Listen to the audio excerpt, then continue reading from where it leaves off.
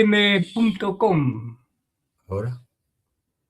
barriadafm.com, desde el Centro Social El Galpón de Corrales, Villa Española, Montevideo, Uruguay. Desde cara al barrio y no de espalda al mundo especial, desde hoy, sábado, estamos transmitiendo un programa especial que tiene que ver con la nueva etapa que estamos pasando acá en Barriada, tratando de incorporarnos nuevamente a lo que es la comunicación, en este caso por internet, experiencia que recién estamos haciendo. Así que le damos la bienvenida a Aldo, entonces Aldo Ares, que fue embajador honorario en por la embajada en Guinea-Bissau. No sé si aún esto ya o fue. Hoy, en este momento, le damos entonces la bienvenida y ya nos va a comentar y nos va a contar a ver cómo fue esa experiencia. Bueno, y estamos con Ariel acá también, que nos está acompañando, que es el que hizo el anexo. Bueno, sí, Aldo Ares es un escritor argentino que vive en Madrid y bueno, nos conocimos con el tema de una revista internacional que tenemos por ahí, dando vueltas, Piel de Letras, Literatura Sin Fronteras, y él ha participado, ha ayudado. Él ahora nos explicará un poco todo el tema de cómo es eso de ser embajador honorario de Argentina en un país como Guinea-Bissau, ¿no? ¿A quién se le ocurre, Ricardo, ir a vivir o hacerse cargo de ir a África en Guinea-Bissau? Una experiencia maravillosa porque bueno, nosotros nos conocimos con Aldo porque yo vivía ahí en Tenerife, en Islas Canarias, que están muy cerca de África en realidad. Y siempre la experiencia de África, ¿no? Esa experiencia histórica, política, que ahora Aldo nos estará hablando de ello. Vamos primero, antes de pasar a Aldo, vamos a poner un video sobre su libro, si te parece.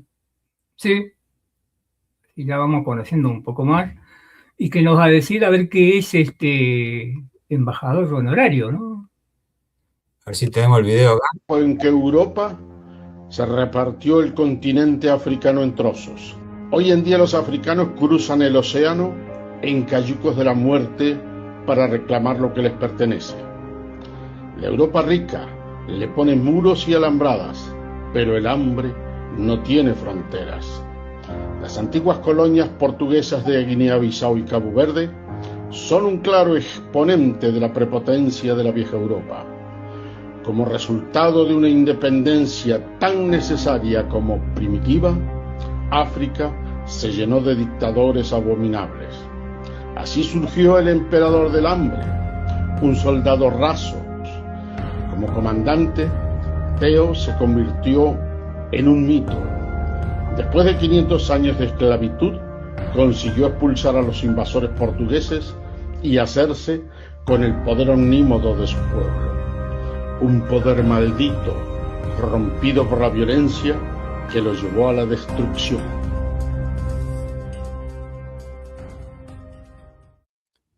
Bueno, el Emperador del Hambre es un libro de Aldo. Vamos ahora a saludar a Aldo. Ricardo, vamos a quitar el video, vamos a pasar a... Sí, estamos entonces, como decíamos, Aldo Ares, ex embajador, que nos va a contar un poco, principalmente cómo comenzó eso de participar en un continente que sí, que tiene ya esa, por lo menos una forma de lograr que los que estamos acá en América del Sur, tenemos a veces una concepción diferente, ¿no?, de lo que puede ser la realidad allá. Así que adelante, Aldo, y que esperemos que nos des por lo menos un panorama de cómo es eso, de ser embajador en África en Guinea, de un país bastante golpeado por las políticas de represión. Exacto. Bueno, yo la primera palabra que escuché de África profunda fue de un locutor muy famoso de Argentina, que una vez que volví a Argentina me entrevistó y me preguntaba por el África profunda. Bueno, yo tuve la fortuna de inaugurar un negocio, una sala de fiesta, que lo dediqué aquí en Madrid a la cultura africana y la música africana. Fue de ese modo como yo conocí un continente que ignoraba por completo a través de su gente radicada en Madrid, en la capital de España, ¿no? Eso me abrió un conocimiento, un tête-à-tête con la gente de diferentes países que evidentemente al llegar a España se sentían un poco excluidos o poco arropados y encontraron en mi local, que se llamaba precisamente Sueños, es decir, un sitio para soñar, para toda esta gente que no tenía, digamos, un arraigo ni mucho menos y que en cierto modo se sentía discriminada en Europa y en este caso en Madrid, España. Así llegó la oferta del presidente de Guinea-Bissau para visitarle con la idea de que me ofrecían no la embajada, sino ser cónsul honorario de ese país en España. De ese modo, al conocer Guinea-Bissau, estamos hablando de los años 80, entre 80 y 90, es que me encuentro con algo que yo desconocía, por supuesto. Para mí África también era una desconocida, como lo es para el continente sudamericano, ya que no hay mucho interés en conocer la pobreza de África, ¿no? África es pobre porque ha sido invadida comercialmente por toda Europa, cuya historia los que más o menos habitan en estos ámbitos saben de memoria.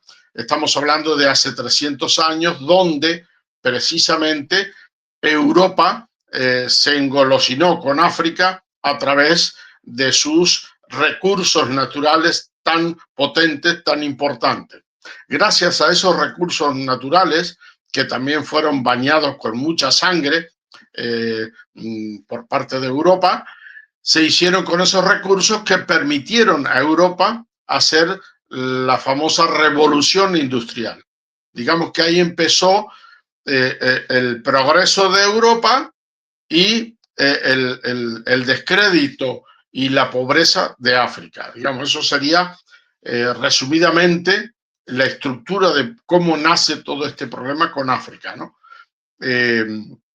Evidentemente, cuando yo pisé suelo de Guinea-Bissau, me llamó mucho la atención porque se habían llevado todos los minerales, todo lo que les hizo falta para ese desarrollo económico europeo, pero allí no dejaron nada. Es decir, como aquel viejo refrán que dice de Atila, que donde pasó no dejó ni la hierba.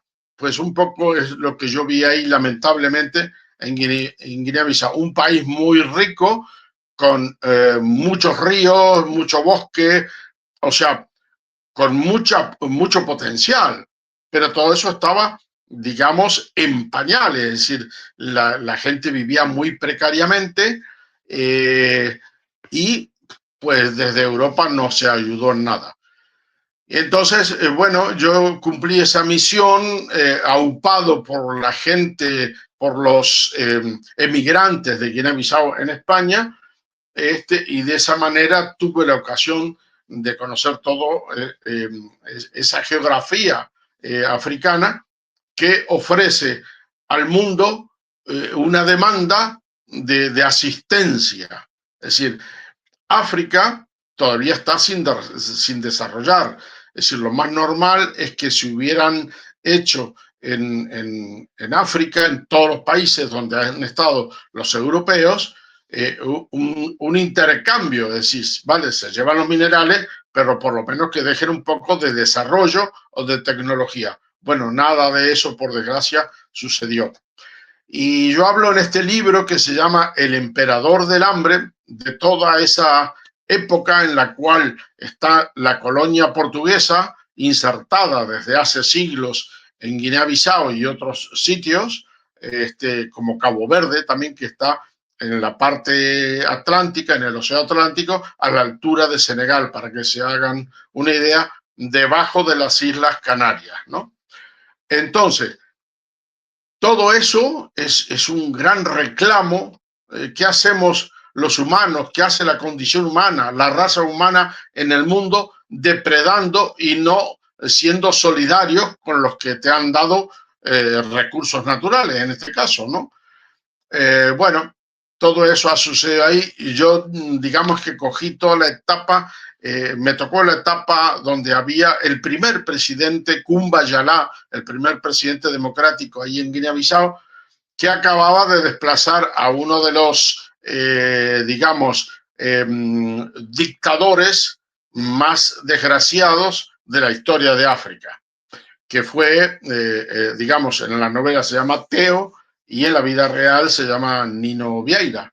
Es decir, este señor, después de que consiguieron que se fuera a la colonia portuguesa, fue el primer presidente elegido por aquello de la guerra y tal, un señor que no tenía gran formación, era hijo de un zapatero y fue un buen luchador en la selva, pero no tuvo una formación ni siquiera de secundario, ¿no? Entonces, pues bueno, empezó a gobernar de aquella manera donde no existen reglas, todo se hace por las bravas y evidentemente tuvo que soportar varios golpes de Estado y uno de ellos acabó mediante Kumba Yalá, este presidente democrático, que era un profesor universitario, en ese caso sí era una persona formada, hasta que después este señor, o sea, el dictador fue exiliado en Portugal y después de un tiempo, de unos años que estuvo ya, mediante engaños consiguió volver al país. No se le ajustaron las tuercas, como se le suele decir, y volvió al poder hasta que terminó como terminó, o sea, terminó asesinado por sus pares. Bueno, toda esa historia es la que yo cuento en el libro El Emperador del Hambre. La palabra lo dice todo. Los dictadores son como emperadores que dominan todo mediante la fuerza, pero no hay desarrollo, la gente no tiene posibilidades de pensar, de estudiar y de armarse como se han armado en el mundo las democracias, digamos. Bueno, hasta ahí más o menos hago el bosquejo y ahora ustedes si quieren pregunten, que para eso estamos. No, un par de preguntas. Yo tengo un par de preguntas para hacerte. Mira, primero, tú eres argentino, de Argentina te fuiste para España. ¿Cuánto tiempo hace que te fuiste para España, de España para Guinea-Bissau? ¿Cuántos años estuviste en Guinea-Bissau? Y otra cosa que quiero preguntarte, bueno, contéstame eso y ahora seguimos hablando. Vale, sí, yo emigré desde Argentina para España en 1977, cuando acababa de fallecer hace un año y pico también otro dictador, el general Franco, y dio comienzo a aquello que fue muy famoso en su tiempo, que es la transición española de una dictadura de 40 años a una democracia en la cual hubiera desarrollo, que realmente y afortunadamente sucedió, y hoy día España pertenece a la Comunidad Europea. Entonces, eso me permitió a mí desarrollar mis pinitos como periodista. Yo en Argentina era redactor de la revista del Banco de la Nación Argentina y escribía para otros periódicos. Y es de aquí que, estando ya aquí en Madrid y con toda esa labor periodística, decidí quedarme una temporada aquí y fue cuando empecé una vida, digamos, no totalmente periodística, sino más como comercial, como comerciante. Me dediqué, estuve primero con una compañía americana, en una en una empresa de marketing y de ahí pasé a ser el director de esta discoteca, que la especialicé en el tema africano. Y de ese modo, digamos que entré en ese mundo de África que yo desconocía por completo y que, por lo cual tengo un gran cariño, porque luego he hecho el libro este del Emperador del Hambre, y también hay otro que está sin editar, pero ya está terminado, que se llama Del oro a la sangre, y está ambientado en otro país africano llamado Liberia. Liberia, que viene precisamente de libre, de liberación, que fue el primer país de África que, digamos, que tuvo una mentalidad de ser libre y tirando a democrático. Lo que pasa es que después también volvieron los dictadores y estropearon todo el camino. La ventaja de Liberia es que tenía mucho oro, mucho diamante, y eso lo hacía muy goloso para las potencias extranjeras. Pero también desembocó en una etapa muy dura, muy difícil, donde el gobernante de ese momento, el dictador Doe, también es acosado por golpes de Estado, hasta que finalmente termina mal, como casi todas las dictaduras. O sea, eso sería otra etapa, ¿no? Y bueno, desde entonces yo ya me afinqué en Madrid, y desde que llegué en el 77 hasta la actualidad resido en Madrid. Y digamos que lo de Guinea-Bissau no fue que yo tenía que residir allí en Guinea-Bissau, sino que yo trabajaba desde Madrid con la comunidad guineana y traté de desarrollar emprendimientos para que los jóvenes de Guinea-Bissau tuvieran alguna mínima oportunidad, digamos, aquí en España. Esa fue es también un poco la síntesis, porque esto es larguísimo. Pero bueno, para que ustedes se hagan una idea, la ventaja de toda esta experiencia que me tocó vivir ha desembocado en que yo tenga otra mirada, en este caso con el continente africano, que he trasladado a mis escritos, ¿no? De hecho, hay otra novela que está a punto de salir estos meses que se llama El Quijote del Desierto. Es decir, aprovecho esta década última de tantas emigraciones a través del mar en cayucos que vienen de África y no todos llegan con vida al continente europeo, para hacer otra novela en la cual cuento la vida de un solo superviviente de una de esas cayucos, que la idea suya era venir a España y tal, pero en el camino le sorprende un volcán, el volcán de la isla de La Palma, en las Canarias, y entonces no puede llegar a España, y el barco que lo había rescatado del mar lo lleva hasta Australia. Y ahí empieza todas las peripecias de este Quijote, que tiene una vida muy dura, tanto en el desierto australiano, hasta que decide volver a su patria en la zona de Senegal, pero tampoco consigue desembarcar cuando vuelve, sino que el mar lo vuelve a arrastrar precisamente hasta las islas de Cabo Verde. Allí está una temporada donde le recuperan después de estar muy maltrecho a través de las peripecias del mar. Y bueno, y de ahí ya se viene para Madrid, digamos. Es decir, que yo cuento toda la experiencia en 3 o 4 libros que están muy enfocados en la problemática de África, digamos. No sé si he contestado a la pregunta tuya, Ariel. Claro. Sí, sí, muchas gracias. Una de las preguntas también es cómo esa evolución, ¿no? de lo que es las dictaduras al día de hoy. Pero antes, ¿cuál fue el primer, la colonización de Guinea? ¿Cómo fue?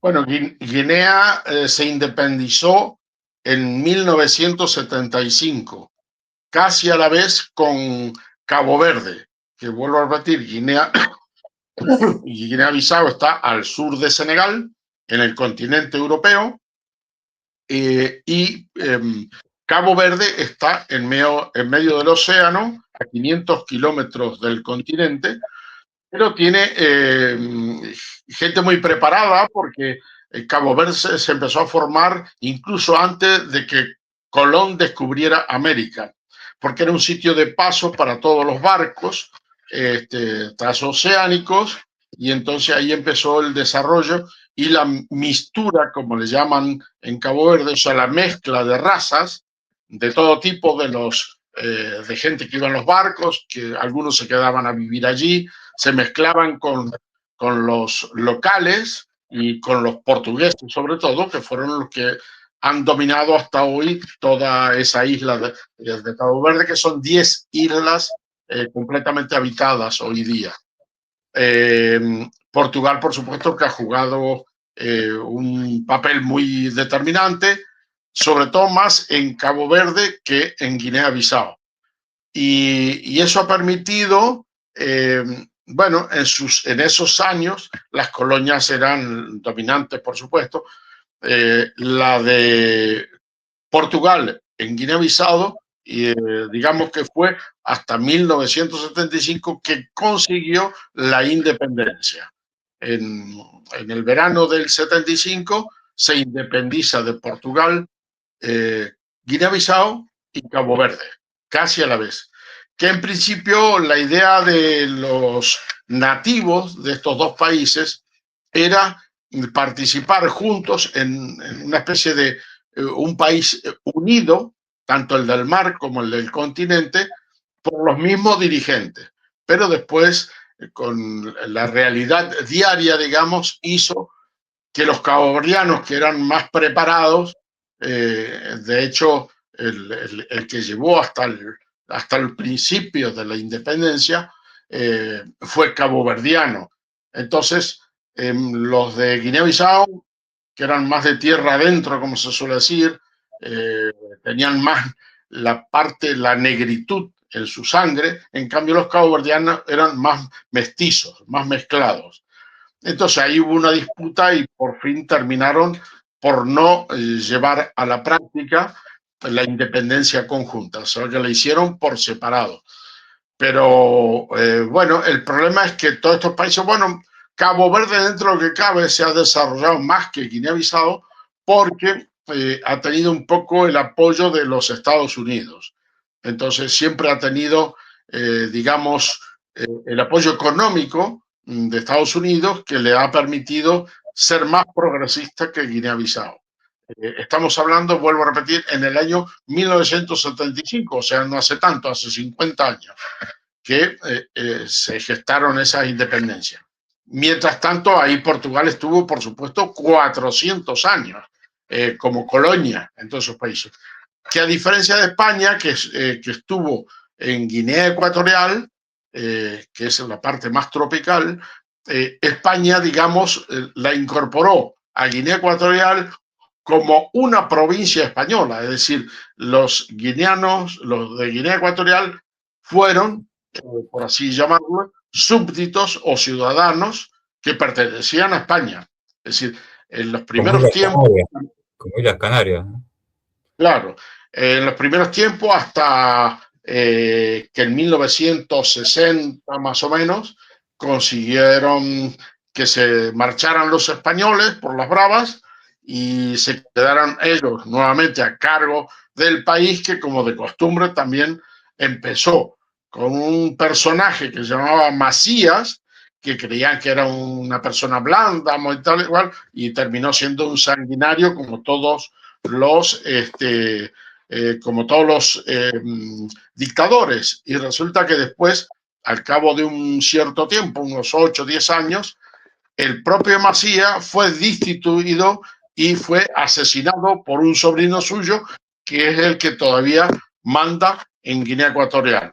Se llama Teodoro Obiang Nguema. O sea, eso es un poco el teatro de operaciones entre las colonias y la actualidad. No sé si cierra el comentario. Sí, yo estaba pensando un poco, escuchándote y eso, tanto en Cabo Verde son unas islas, ¿no? Tú lo aclaraste muy bien, son unas islas que están al sur de Islas Canarias, unas Correcto. islas paradisíacas, es un paraíso eso, es como Isla Canaria, ¿no? Y Exacto. tanto Cabo Verde como Guinea-Bissau se habla portugués. Correcto. Sí. Es el Y, idioma, digamos, que los une a todo, en los estudios, en todo, se habla el portugués.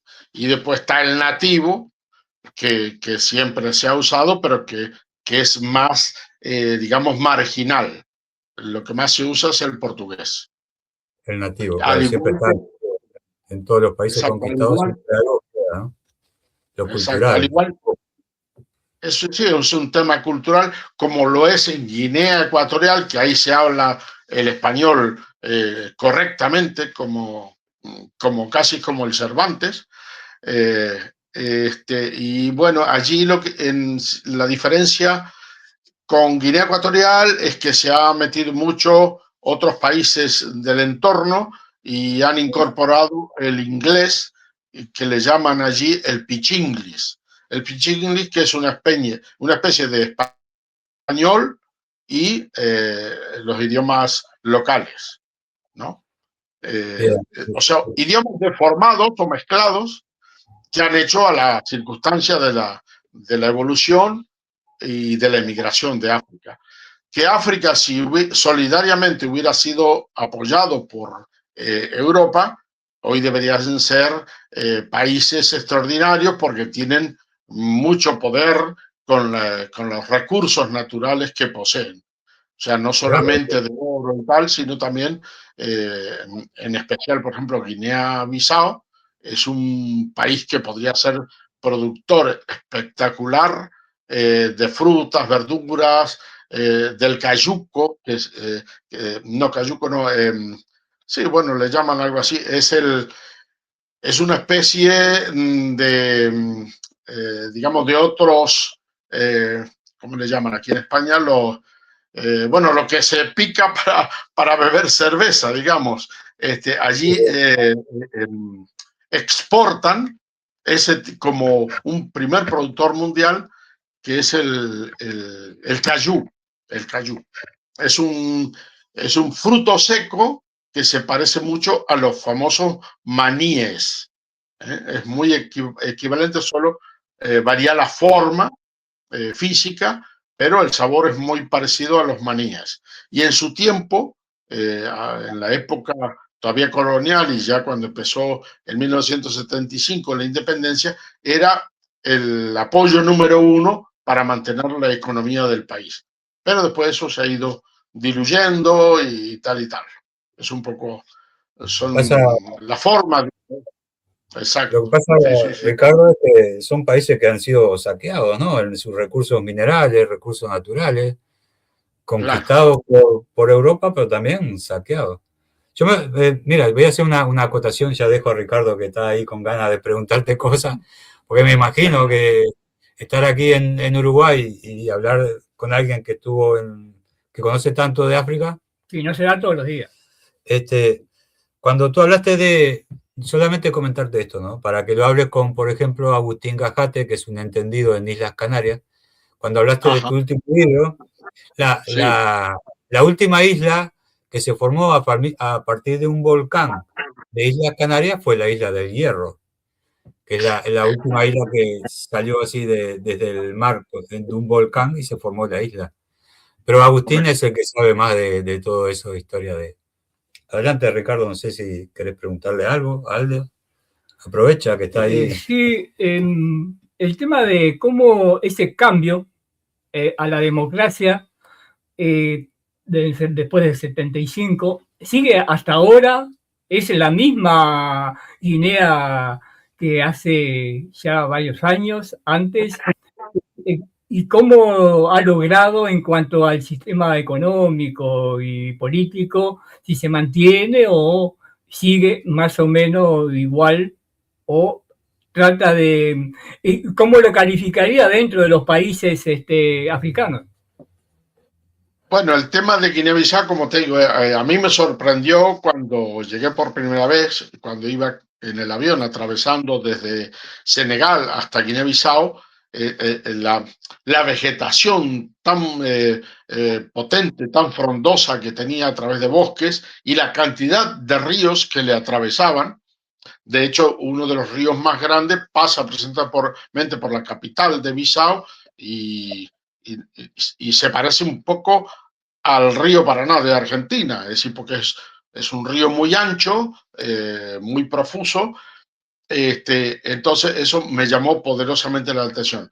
Yendo a lo que tú preguntas, yo te diría que por desgracia, que hoy día está pasando en casi toda África, siguen las guerras tribales, digamos, mmm, que hace que los países no progresen, y por desgracia se ha metido el narcotráfico. La mayoría de los estados africanos hoy día están dominados, como pasa mucho en Sudamérica también. Tenemos el caso de Venezuela, de Colombia, de Cuba, que están muy dominados por el narcotráfico. Entonces, han convertido a estos países en narcoestados. Esa es la realidad actual del siglo XXI, digamos.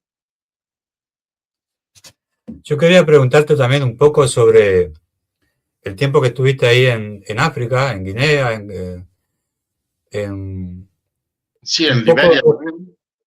claro, preguntarte también lo que has visto sobre, no sé cómo llamarlo, si magia negra o la magia africana, el tema religioso, cultural. Exacto. Bueno, ahí tuve la ocasión de conocer in situ y después a través de la lectura, porque todos los viajes yo los acompañaba también de documentarme de las vivencias y de cómo enfocan la vida cotidiana las tribus, ¿no? Que son las dominantes en el fondo de todo el problema del África profunda. La magia negra es como el cristianismo de ellos, por así llamarle.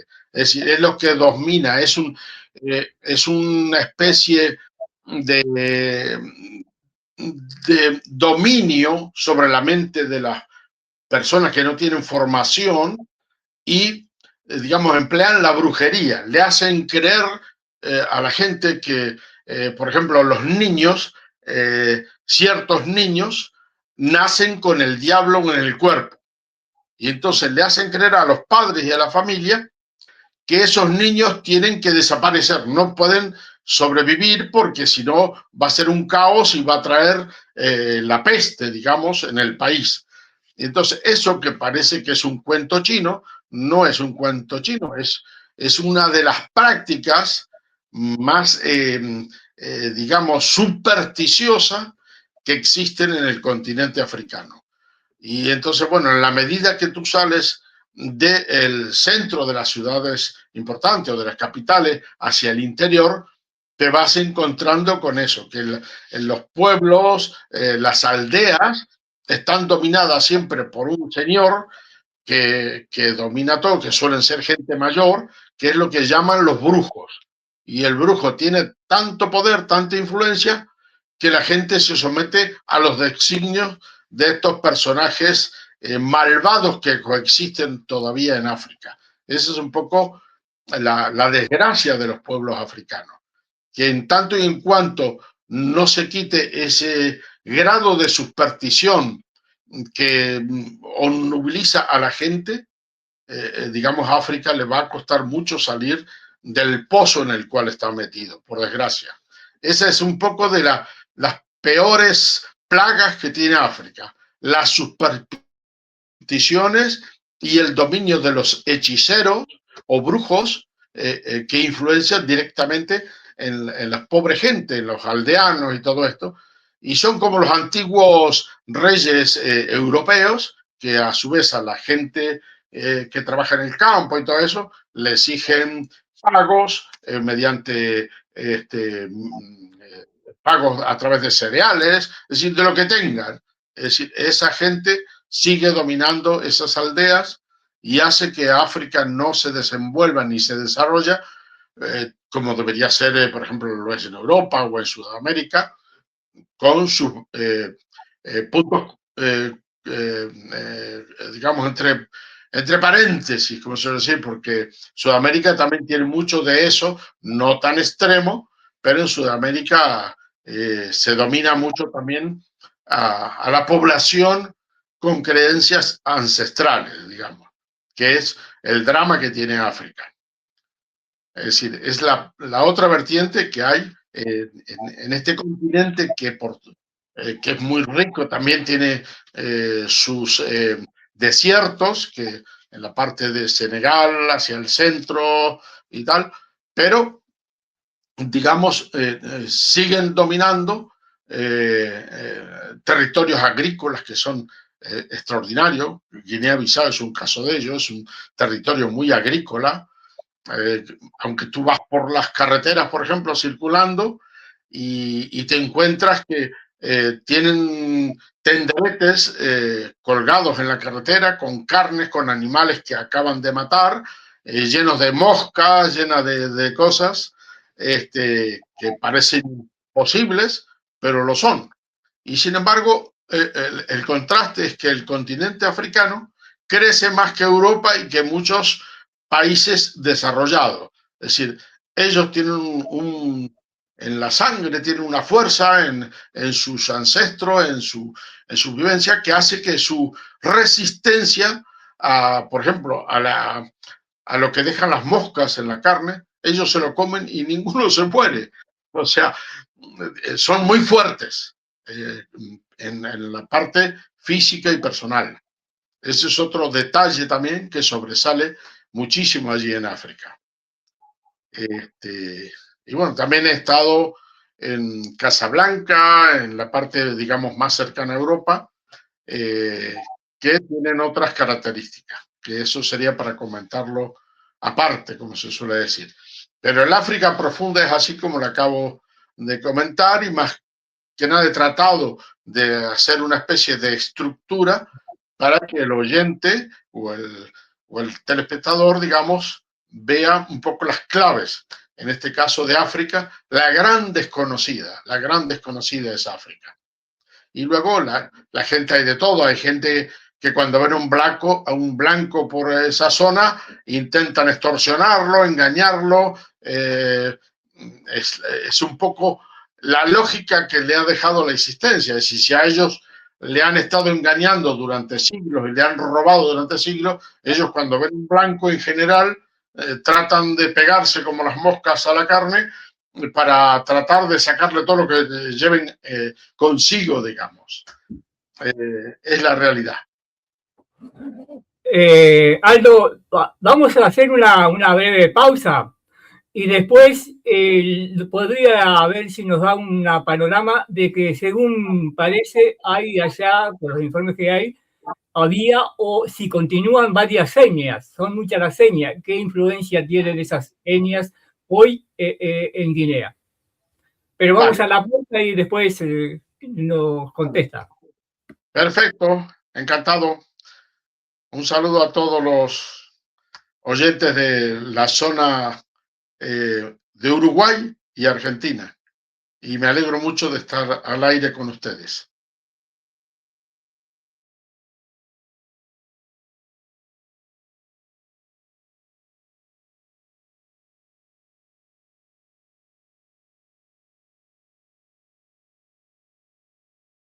Continuamos. Continuamos acá en barriadafm.com desde el Centro Social El Galpón de Corrales. Bueno, como decíamos, estamos con Aldo Ares, que tuvo experiencias en Guinea y nos va a contar un poco ahora de lo que son las etnias allá y si todavía están y qué influencia tienen hoy.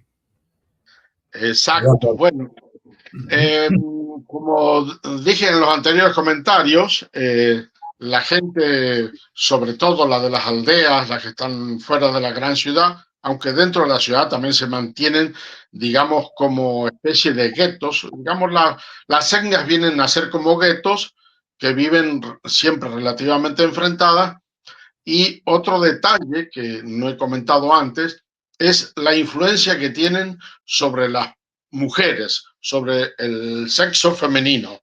Es decir, el africano tiene un poder de influencia tremenda, dominante, sobre las mujeres. Entonces las mujeres, digamos que no son libres en general. La mujer no puede escoger, no puede elegir. Solo hubo al principio, cuando yo estuve allí en el año 2000, prácticamente fue cuando cayó el dictador Nino Vieira, el, el presidente Kumbayalá, el presidente democrático, que era profesor universitario, una persona con estudio, formada y tal, él dio desarrollo a las mujeres, les dio un poder a las mujeres que antes no existía, para que ellas organizaran la economía. Porque la economía la organizaban los hombres, y en cuanto agarraban el dinero, digamos, el dinero desaparecía y ellos lo empleaban en bebidas, en comprar mujeres, es decir, una vida muy primitiva. Y desde que las mujeres tomaron el mando, ya no querían que los hombres participen en ese tipo de cooperativas, y ellas consiguieron dominar esa parte de la economía, y entonces fueron un poco más libres y pudieron hacer estudiar a los hijos. El que sus hijos estudiaran permitió a un determinado grupo de personas desarrollarse a través de los estudios, que allí son muy escasos, muy limitados, y la gente en general no tiene dinero, tiene que pagar para estudiar, aún en esa pobreza en la cual viven, pero la mujer sigue siendo sometida. El hombre, digamos que se encapricha de una mujer, y esa mujer tiene que ser para él, aunque la mujer esté casada con otro individuo. O sea, hasta ese extremo se llega. Entonces, de ahí después surgen las disputas, los asesinatos y todo ese tipo de cosas.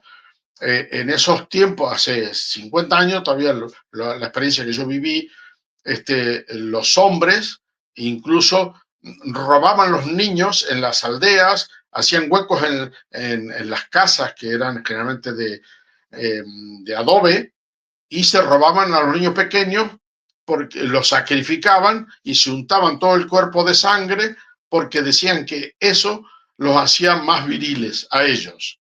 O sea, lo cual es una tremenda barbaridad, es una burrada, que hoy día no debería ser permitida ni consentido. Bueno, todavía todo eso sigue, digamos, lastrando la sociedad africana en general. Eso es otro de los tantos puntos por lo cual África está tan atrasada.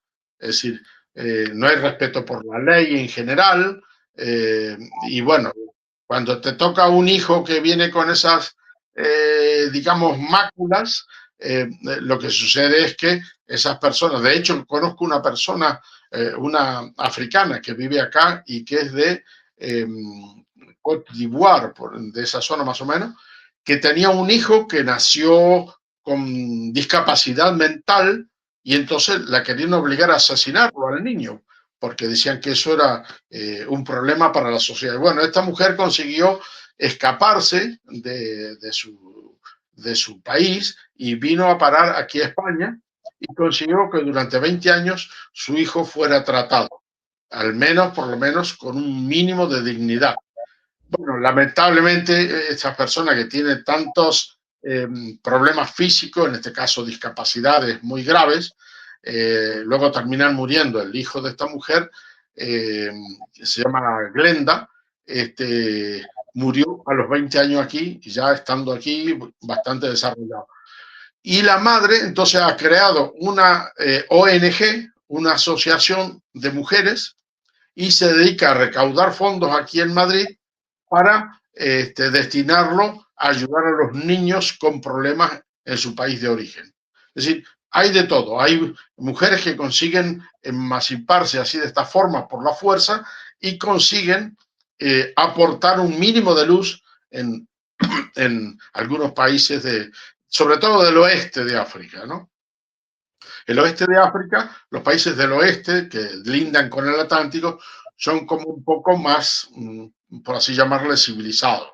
Ahora, si ya te metes al centro, al Chad, a todos estos sitios, todavía llevan años, décadas en guerras, que eso es interminable, a las personas las dejan sin hogar, sin economía, sin nada, y andan pululando por el desierto. Eso ya es más grave y ni las Naciones Unidas han sido capaces de acabar con ese estigma de vida primitiva, digamos. Muchas gracias. Tenemos esperando en línea, así que por ahora vamos a dejando esto, pero esto es evidente que hay mucha más de idea para contar, así que esperemos que en otra oportunidad tendremos la posibilidad de continuar y ver otras cosas que pueden haber que son más, por lo menos para nosotros también, de novedades y que sean más positivas de esa forma de vida que tuvieron durante las represiones en estos países africanos. Así que muchas gracias y estamos acá para siempre a las órdenes. No sé, un saludo. Sí, saludamos, las gracias gracias por la participación. Por la participación y dijo Ricardo, estamos de órdenes siempre para lo que precisen aquí. Vale. Si me permites un segundo nada más, quiero darte otro ejemplo, por ejemplo, el problema de otros países, como te comentaba, del oeste, donde, digamos, hay una lucha de los nativos con estas cualidades que expliqué antes, totalmente primitivas, contra los cristianos, ¿no? Y eso hace que los cristianos, que son pocos, pero son ejecutados como si fueran animales. Es decir, eso también existe mucho en países ricos en petróleo, por ejemplo, ¿no? Con lo cual, en el fondo, subsiste eso que acabo de comentar anteriormente, que es la imposición de ciertas tribus que quieren imponerse sobre los demás, matando por encima de todo. Sí, lo que pasa que también están las multinacionales, ¿no? Las multinacionales claro. Porque cuando hablas del petróleo y de los recursos minerales, naturales, me supongo, ¿no? Los cascos azules de la ONU que van a cuidar un poco las multinacionales. Y también, por ejemplo, los cristianos, sin embargo, los primeros cristianos son de ahí, por Etiopía, por ahí, ¿no? Sí, Etiopía y hay muchos grupos de cristianos también en países petroleros, como Angola, todo lo que rodea esa zona, que es muy rica también, como decía, pero sin embargo al cristiano lo persiguen y lo matan. Países como incluso Guinea Ecuatorial, la Guinea que fue española, tiene un drama con toda esa forma de funcionar desde que descubrieron el petróleo hace unos 30 años, digamos. También la vida les ha cambiado y el petróleo, digamos, es como la droga, puede con todo. Es decir, ayuda a unos pocos, los que gobiernan, los que dominan, pero la pobreza sigue en el pueblo. Es esa desgracia que habría que desmontar desde el ámbito europeo, desde ámbitos, digamos, donde existe la posibilidad de pensar y de tener gobiernos que sean cambiados con las elecciones, digamos. Pero todo eso todavía parece ser que está muy lejos todavía. Sí, eso hay también muchos otros temas también, como por ejemplo qué influencia están teniendo China y Rusia ahora ya en este momento, ¿no? Así que daría para muchos programas, creo. Por eso la idea es volver en otra oportunidad y esperemos que usted esté disponible. Vale, muchísimas gracias. Un abrazo grande para todos los uruguayos y los argentinos que estén por ahí en la zona. Y por supuesto a Ariel y a ti también, un abrazo grandísimo. Bueno, muchas gracias, Aldo. Hasta pronto. Hasta pronto. Bueno, vamos a hacer una pausa y enseguida volvemos con la segunda parte del programa, de cara al barrio. Continuamos acá en barriadafm.com desde el Centro Social El Galpón de Corrales. Bueno, y ahora nos comunicamos con Susana Sequeira, que es de Artigas y que de Bella Unión, participando en la revista Piel de Letras. Piel de Letras, y que tiene con el tema del cáncer de mama, ¿no es así? Bienvenida a Barriada FM, Susana. Hola, buenas tardes, muchas gracias por la bienvenida. Bueno, sí, es verdad, yo estuve participando en la revista Piel de Letras con un texto que escribí sobre el cáncer de mama, escrito por mí. Y ahora me hicieron otra invitación también para escribir, entonces estoy en eso. No sé si quieren que les cuente un poquito de qué se trata el grupo que tengo yo. Sí, primero vamos a aclarar que te invitaron para la próxima revista, porque la próxima revista recién estuvimos con Aldo Ares, que Aldo Ares estuvo ahí de cónsul honorario en África, y la próxima revista será dedicada a África. Y también te animaste a escribir algo sobre África, ¿no? Hay muchas cosas para hablar y para decir de África, muchas cosas que no imaginamos. Pues recién estuvimos como una hora hablando con Aldo Ares, que ya te digo, estuvo ahí muy involucrado en Guinea-Bissau y todo eso, y yo no sé si en realidad uno llega a entender o llega a imaginarse lo que es realmente ver las cosas que él cuenta, ¿no? Y por otro lado, sí, por el vínculo de Enrique González Arias, que está allí en Artigas, o en Bella Unión. En Bella Unión. En Bella Unión. Él me pasó el contacto tuyo cuando hicimos aquella revista sobre el cáncer de mama, que le hicimos con una ONG de Islas Canarias para beneficio de ellos. Y Enrique me dijo, dice, aquí también tenemos una señora que tiene algo parecido a una ONG, ya no dirás tú, que se llama Turbantes Alegres, y decidimos también involucrarte en esa revista internacional. Entonces, cuéntanos cómo surgió la idea de Turbantes Alegres, cómo fue tu experiencia con el cáncer de mama y qué cosa, sobre todo, puede hacer uno para mejorar toda esa temática, que es un poco también un problema que debería ser abordado por el municipio o los gobiernos, ¿no? Sí, en realidad, bueno, cuando yo cursé el cáncer de mama, tenía 39 años, cuando tuve el diagnóstico, y bueno, y estuve como 4 años con la enfermedad, haciéndome todo lo que conlleva, ¿no? Las quimios, las radios, en fin, mucha cosa que no es muy agradable.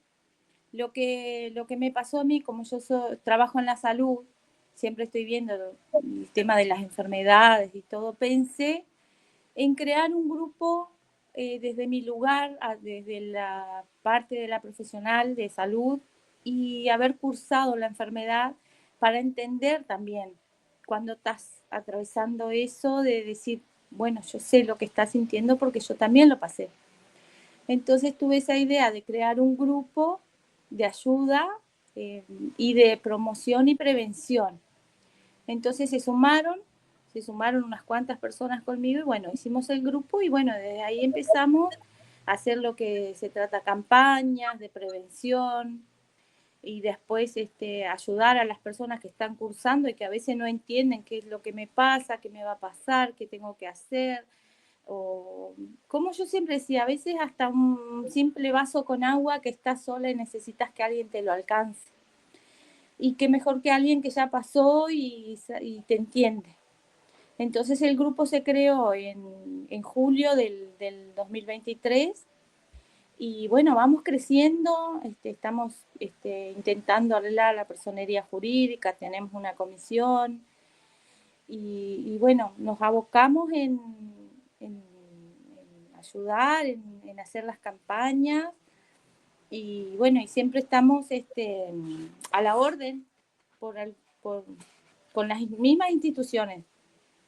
Yo trabajo para la Intendencia, soy enfermera, pero también tengo vínculos con otras instituciones, por ejemplo, MIDES, otras instituciones de salud que hay acá en Bella Unión. Entonces, cuando nos juntamos, hacemos las campañas, todo ¿cómo se dice así? Institucionalmente, todas juntas.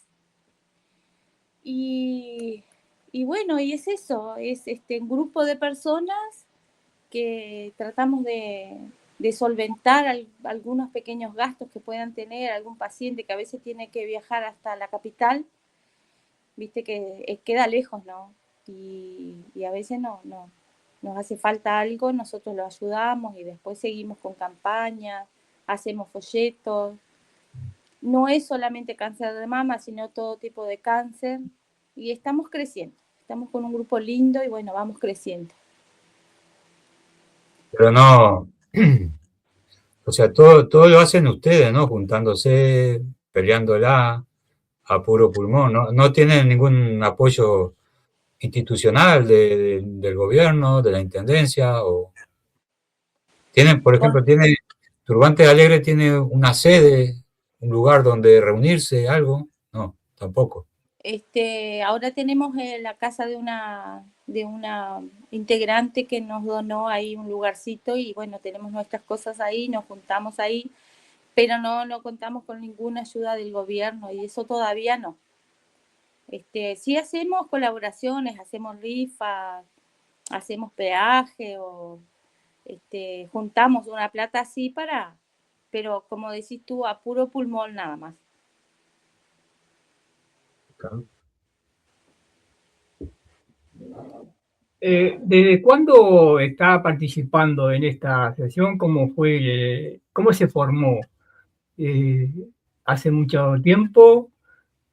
¿O está todavía funcionando? ¿Cómo funciona? ¿Qué hay que hacer para lo que les interesa esa asociación? ¿Cómo hace para tratar de participar? Si alguien quiere participar, dices tú. Sí. Bueno, nosotros somos un grupo abierto porque nos reunimos y siempre estamos convocando a los que quieran participar a las reuniones, en las jornadas que hacemos, las campañas de prevención. Siempre estamos informando de lo que estamos haciendo y de que si alguien quiere participar, siempre bienvenido sea. Tenemos algún folleto que está mi número de teléfono. Hay gente que me escribe que quiere participar o que quiere colaborar. Tenemos ahí una cuenta y eso, y hay mucha gente que sí, que colabora. Hay gente que se interesa en que nosotros vayamos a hacer campañas a algunos lugares cercanos de Bella Unión, como es Colonia Palma, Tomás Gómez Oro, hemos ido a hacer charlas porque también como tenemos algunos profesionales que están dispuestos siempre a dar las charlas, médicos y psicólogos y eso, que a veces los invitamos y ellos participan de nuestra jornada. Entonces ahí damos a conocer a la población que tenemos el grupo y bueno, nosotros somos como 12 mujeres ahora, habían hombres pero ya no están más, como 12 mujeres que estamos siempre, pero algunas que van y vienen, bueno, y siempre estamos abiertos a recibir a personas que quieran participar del grupo o por un tiempo o por un día o que quieran participar justamente de alguna campaña puntual, lo hacen y bueno, como te digo, siempre estamos abiertos. Sí, sería bueno que pasara algún teléfono o algo, ¿no? Sí, teléfono. Sí. Ahí está. ¿Cómo el grupo funciona? Por internet se pueden comunicar. Además, tienen locales, por ejemplo, en Artigas, Montevideo. ¿Cómo se distribuye esa participación? ¿Y qué se requiere, ¿no? Para participar los que les interesa? Bueno, no. Nuestro grupo está formado en Bella Unión, ¿no? Tenemos un local que nos prestó una integrante del grupo para reunirnos. Nos reunimos ahí y a veces cuando no podemos hacemos videollamadas y todo para resolver alguna cuestión que nos pidan. Por ejemplo, hace poco una señora que tenía un diagnóstico oncológico y no tenía un baño en la casa, y necesitaba un baño, ¿no? Porque vivía en un asentamiento, nos juntamos, nos reunimos y bueno, hicimos una campaña a nivel de Facebook y de redes para conseguir los materiales para hacerle el baño a la señora y bueno, acá en Villañón la gente ayuda, se consiguió los materiales, se consiguió la mano de obra, se le hizo el baño a la señora. Y bueno, son esas cosas que nosotros hacemos y la gente colabora y algunos se suman. En Montevideo y esas cosas no hemos llegado todavía, a no ser alguna jornada que vamos, alguna campaña. Y bueno, es como decimos, nosotros lo hacemos a pulmón nada más. Todo lo que estamos haciendo lo hacemos porque quisimos ese grupo para eso, para ayudar desde nuestro lugar en lo que podamos. Ya estamos reconocidos a nivel de la ciudad, entonces las instituciones ayudan, las personas ayudan y bueno, nosotros hacemos campaña y entre todos siempre alguna ayudita para esas personas que más lo necesitan están. Y bueno, y la gente, nosotros siempre decimos que se acerquen los familiares de los pacientes porque a veces el paciente en sí, como está cursando la enfermedad, no tiene ganas de ir a una reunión ni de estar escuchando ni nada porque estás pasando por un tratamiento agresivo que te debilita, ¿verdad? Entonces lo que hacemos es algún familiar que se acerque, que nos pregunte, que saque las dudas y eso, y ahí nosotros le informamos de lo que nosotros sepamos, o si no, buscamos ayuda de algún profesional que siempre está a la orden, también para ir resolviendo pequeñas dudas que tenga el paciente. Sí, pero mira, ustedes están en Bella Unión, ¿no?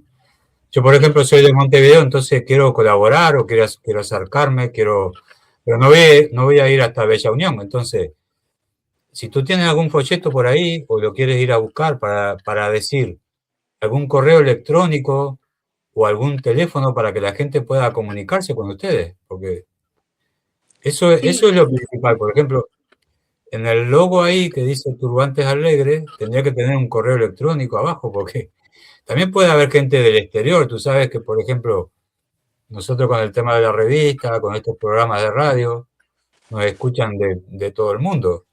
Entonces puede haber gente, ¿no? Algún correo electrónico para comunicarse contigo, con ustedes.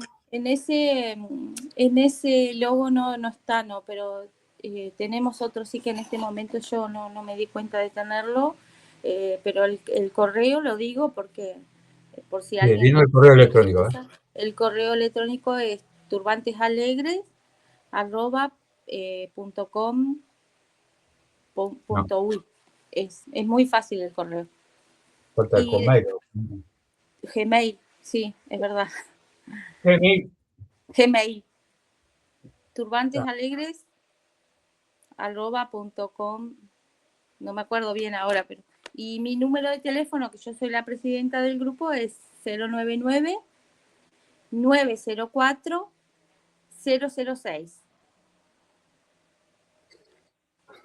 Bueno, sería como es Uruguay, 00598 más el número sin el cero. Ahí va. 05989, ¿cuánto es el celular? 099-904-006. Ahí está. Bueno. Hay muchas personas que me escriben, hay gente que quiere colaborar solo una vez y lo hace. Y bueno, y en Facebook y en Instagram pueden buscar Turbantes Alegres y ahí pueden tener información también de lo que nosotros vamos haciendo. Y hay muchas cosas que no subimos en redes por privacidad a los pacientes, pero lo que es campañas y cosas así, siempre estamos subiendo en redes por eso mismo, porque estamos con el grupo nuevo, que recién va a ser 3 años, y queremos llegar a muchos años. Nosotros participamos de un encuentro todos los años que se hace a nivel país, que hay como 35 grupos como el nuestro en el Uruguay, que se juntan una vez al año, y bueno, y ahí es donde nosotros obtenemos otra información a nivel de todo el país, ¿viste? De lo que hacen los demás grupos, cómo ayudan a las personas. Y bueno, y ahí nosotros también tenemos esa información para nosotros ir creciendo, ¿viste? Hay grupos que hace como 30 años que están, por ejemplo, en Montevideo está el grupo Hilo Rosa, que es muy conocido, Dame tu mano, y bueno, muchos grupos, y de ahí nosotros vamos teniendo ideas también para seguir creciendo, ¿no? Me dijiste que se reúne por año, cada año. Este año, 2026, ¿ya hicieron la reunión No, nacional? ¿O ¿tenés fecha? Este año es en septiembre, bueno, siempre es en septiembre. Este año la reunión va a ser en Flores. No recuerdo bien, no nos pasaron todavía bien el día, después más adelante nos pasan ellos el día que se van a reunir, y bueno, el año pasado estuvimos reunidos en Colonia, el año anterior fue en Montevideo, y bueno, cada año se pasa la posta, y bueno, y el grupo que le toca organiza el evento, y bueno, y está declarado de interés cultural en cada departamento, que se hace la reunión, el encuentro, digamos, con todos los grupos oncológicos del Uruguay.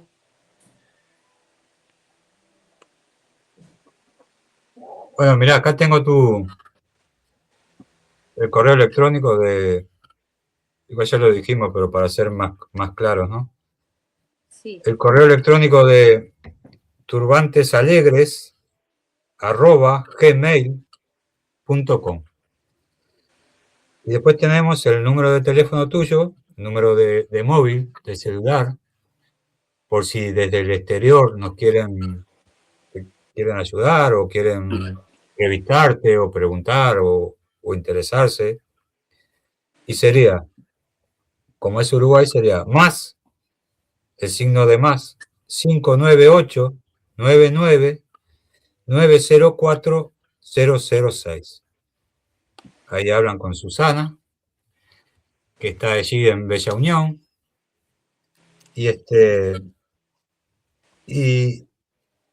¿cómo has visto tú, por ejemplo, desde que comenzaste con esa idea de crear un grupo, de salir a pedir, pero también a ayudar, a juntarse con otros, con las mismas problemáticas o parecidas? Desde que empezaste con eso hasta ahora, ¿has visto que la cosa ha ido progresando o va todo muy lento?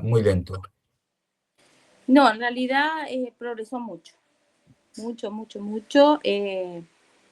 Nosotros, cuando comenzamos el grupo, bueno, yo tenía la idea desde que estaba enferma, desde que tenía la enfermedad, tenía esa idea de hacer un grupo para ayudar a las personas, y bueno, cuando me mejoré, empecé a hablar con personas y se sumaron y nos dijeron, sí, vamos para adelante, vamos a hacerlo. Éramos 5 o 6 personas, bueno, y ahora, como les digo, que nos reunimos somos 12, 13 personas, pero hay más personas involucradas que siempre nos están ayudando cada vez que hacemos las campañas, la gente del municipio, del hospital, de centros de salud de acá de Bella Unión, los comercios. Ya estamos como que el grupo está muy conocido en la ciudad, y bueno, y ya en el Uruguay también, porque ya nos hemos juntado con los otros grupos 3 veces ya. Entonces, lo veo como que vamos creciendo lindo de a poquito, como debería ser, ¿no? De a poco ir creciendo y bueno, yo siempre quise, mi idea también era tener un centro, como una fundación o algo así, que acá en Bella Unión no hay, donde pueda transitar el paciente cuando está cursando la enfermedad, que pueda sentirse útil en algo, tipo hacer algunas pinturas, tener una actividad de recreación, ¿no? Y tenemos una donación de un terreno que nos donaron para que en algún momento podamos hacer un proyecto y tener nuestro propio lugar. Y bueno, y que vayan los pacientes, que estén tranquilos, que tengan, no sé, de repente un desayuno, que a veces Bella Unión a veces está muy carenciado, y bueno, que tengas un desayuno, algo calentito o algo refrescante para tomar durante el día, y que pases por ahí, bueno, y después hasta las mismas personas que cruzaron en ese lugar cuando estuvieron enfermos, cuando estén sanos, que vayan como voluntarios. Y me parece que eso es un proyecto a futuro que está muy bien visto acá en Bella Unión por las autoridades, y yo creo que se va a lograr eso. Bueno, Susana, muchas gracias. Barriada, FM, Galpón de Corrales están a las órdenes, así que por lo menos, si podés, para decirme el teléfono y algún correo para el próximo encuentro, que el que quiera puede comunicarse a tus a los medios, eso, a los contactos. Sí, como dijimos, el mail de turbantesalegres@gmail.com, y mi teléfono, que es 099-904-006, a las órdenes. Si alguien tiene interés en colaborar o tan solo en informarse qué es lo que estamos haciendo y qué es lo que proyectamos hacer, con gusto yo le puedo dar toda la información que necesiten. Y bueno, y nos pueden visitar en redes también como Turbantes Alegres, para sacarse las dudas de realmente saber qué es lo que se hace acá. Bueno, muchas gracias. Muchísimas gracias, y a las órdenes por cualquier cosa. Bueno, Barriada también, a las órdenes, y cuando habrá otra oportunidad. No sé qué decís, Ariel. Sí, un saludo. Por supuesto que sí. Bueno, igual estamos hablando casi a diario, así que sí. A ver si en algún momento vamos hasta Bella Unión y saludamos a Enrique. Enrique, sí. ¿Y hacemos algo por ahí también, de repente? Claro que sí, ¿cómo que no? Acá a las órdenes. Bueno, saludo a todas las compañeras y compañeros. Chao. Chao.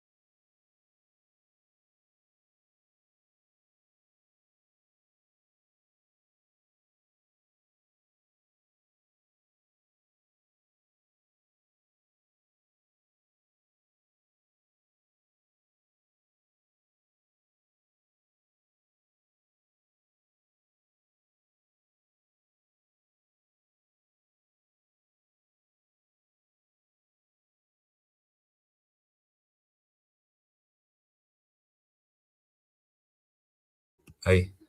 Bueno, agradecemos entonces a Susana, y estaremos a las órdenes para los próximos contactos con ella.